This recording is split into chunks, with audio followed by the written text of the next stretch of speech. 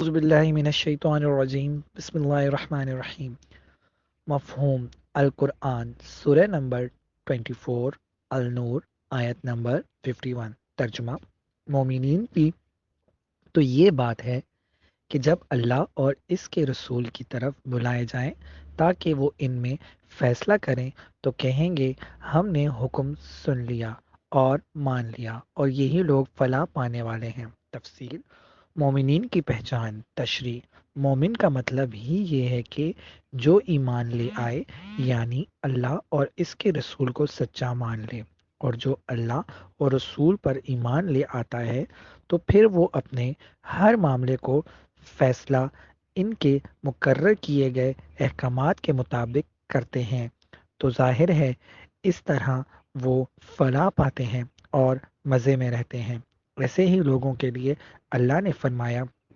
وہی مراد کو پہچاننے والے ہیں۔ آیت نمبر 52 النور۔